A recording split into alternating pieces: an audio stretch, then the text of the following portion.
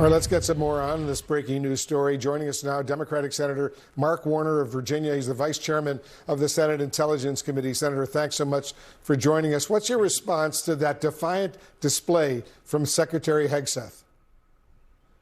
This is a guy that's in so far over his head that he didn't say anything there about denying that he did this gross, sloppy misuse of classified information, sharing now with his family members. We heard about the misuse earlier when this information was shared with other senior members of the administration. It is way past time that Hegseth should either quit or be fired. And I think the question is going to be, well, will my Republican Senate friends, who I know care about our national security, how many more examples of chaos at the Pentagon before they will find their voice and be willing to step up and speak out on the fact that this guy should no longer be Secretary of Defense? You know the intelligence community, you know intelligence. How serious, Senator, was this breach compared to other cases of highly classified information being mishandled? Well, let me give you the best example. I was a couple of weeks ago down in Virginia Beach. I had a big town hall. Many of the people at the town hall knew people that were on the Truman, which is the aircraft carrier that launched these attacks, or the planes that were launched from the aircraft carrier against the Houthis. They knew members on the Truman. They were outraged because they knew if that information had got out, their loved ones could have been, frankly, put in harm's way in an awful, awful way. So this is such an obvious case of sloppiness, carelessness, not respect for classified information.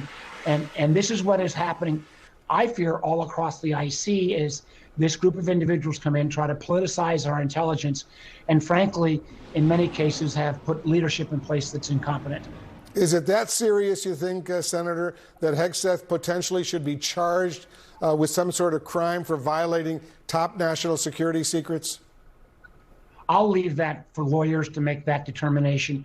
I know on the common sense judgment criteria, if you're putting out attack plans while our planes are in the sky and you're sharing that, not it's bad enough that you're sharing it on that chat with the national security advisor and the vice president, but the idea that you are sharing that information with family members who have no basis for having exposure to any of that kind of information, no matter what the secretary says, his comments just don't pass the smell test. I don't think any of those people on that group chat, that second group chat, had top secret security clearances and were qualified to hear that kind of sensitive information about war plans that were still underway. During President Trump's first term, as you probably remember, he was often quick to remove officials he lost confidence in. But right now, the White House says the president stands firmly behind Secretary Hegseth. What does that say to you?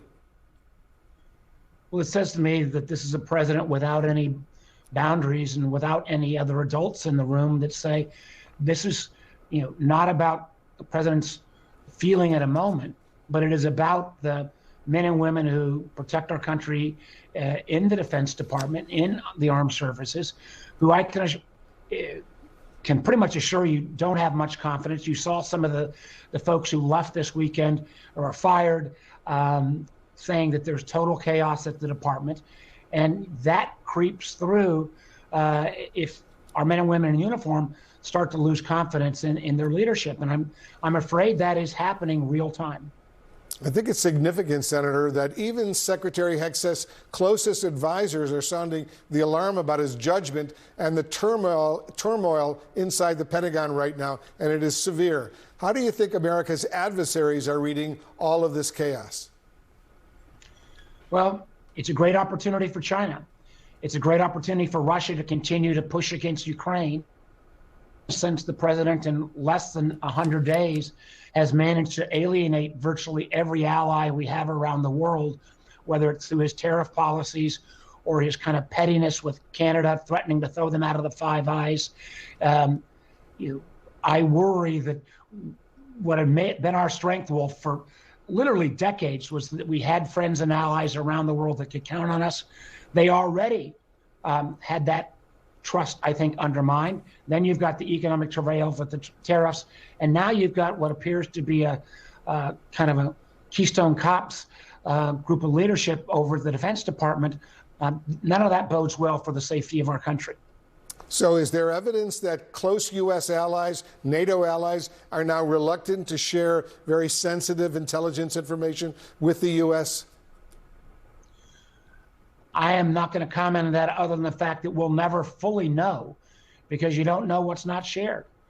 I do know there have been concerns about how our country is going to treat classified information. I know people, within the intelligence community are aghast, not only at this mistreatment of intelligence, but also think about the random firing of General Hawk at the NSA and Cyber Command. He was extraordinarily well respected.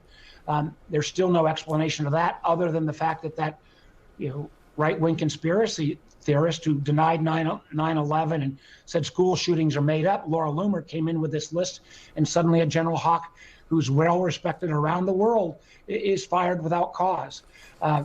These are not great signals to send at this challenging time. Senator Mark Warner, the top Democrat on the Senate Intelligence Committee, thanks as usual for joining us. Thank you, Wolf.